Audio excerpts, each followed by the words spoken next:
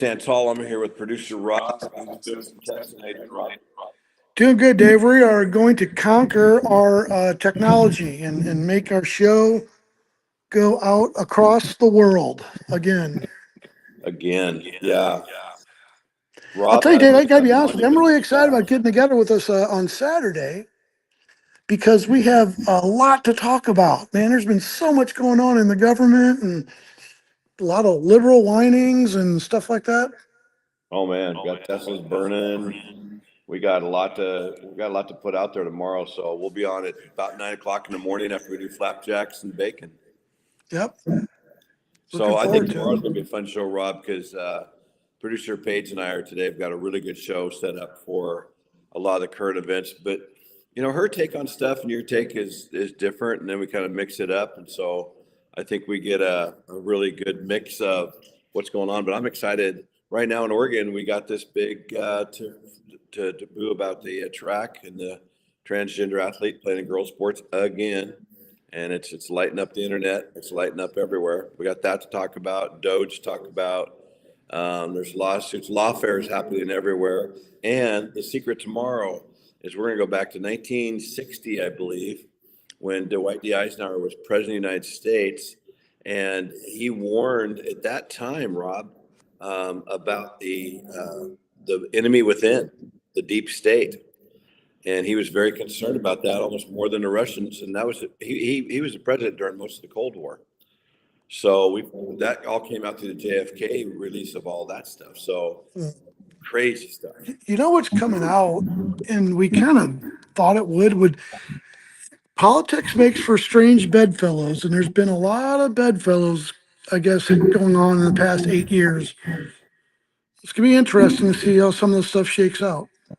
I talked to somebody yesterday. We had a long talk about this over breakfast, and they do a lot of research. And man, there's some crazy stuff happening, kind of parallel back to 1959, 60 when Dwight D. Eisenhower, was the president, and then some of the stuff happening now with all the behind the scenes stuff. It's like, with Live Aid and some of the crazy stuff they were spending money on. I mean, it's people are all upset about how we're taking money away from stuff, but I think the bigger question is why are we spending money on certain things? And boy, oh boy, it was an interesting breakfast yesterday. Well, then there's this whole situation with the migrants being deported and the judge trying to call them back and trying to say that it was an illegal order, but then again, there's a lot of stuff in the judge's past, and there's some maybe conflict of interest that has kind of come to the surface. So really interesting times, and I think a lot of Americans are appalled, but I think they're glad that we're getting to the bottom of it. Yeah, I think it's like that bad secret in a family. Some families don't have it, but many do. There's somebody in the family that's done some nefarious things, and nobody ever wants to talk about it. It could be, abuse or money or something, but I think now's the time to talk about it in America. We've gone through 5 years of COVID and vaccinations and the Dr. Fauci and the trust factor and crazy elections. And I'm just telling you what, there's a lot of non-trust out there every which way. And I think rightfully so. The American people have been, lied to a lot. And I think now it's finally the time to get it all on top of the table and really, get it open.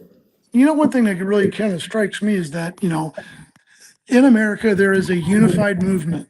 Again, whether you like it or not, it's a unified movement of people who want to stick up for America, people who are proud to be here, people who don't hate America, who, and it's just being attacked by the left so hard. Yeah. Like this, how dare you be unified? How dare you stand up for the country? How dare you be patriotic? And to me, it's just a bad look, and it's kind of they're committing career suicide in a lot of ways, I think. Yeah, I think right now, Rob, more than anything, this is where we've been talking about. And as we grow and get bigger, it's like we just want our audience to know that you and I've talked about this. I'm probably a little more conservative than you overall in our viewpoints, but we've both agreed that we need to get this conversation to the point where we can get both sides to listen and talk. And that's probably not going to be the 20% on the far left or the 20% on the far right. We need to bring the people back to the table with actual real life discussion so we can actually get something done. And that's going to mean sometimes you just don't get your way.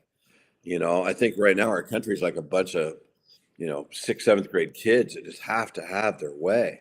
And we know that in Newburgh for sure. There's just people out there, if they don't get their way, they just throw a fit. And I mean, Yeah.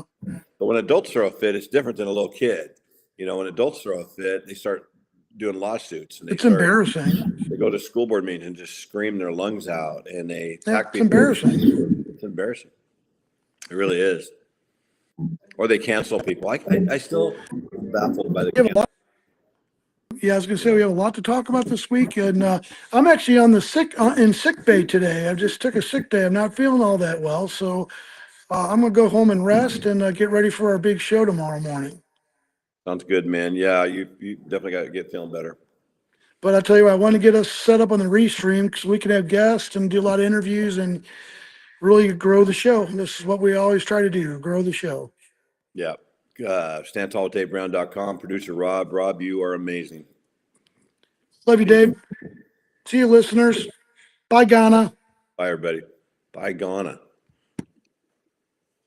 Bye, Ghana.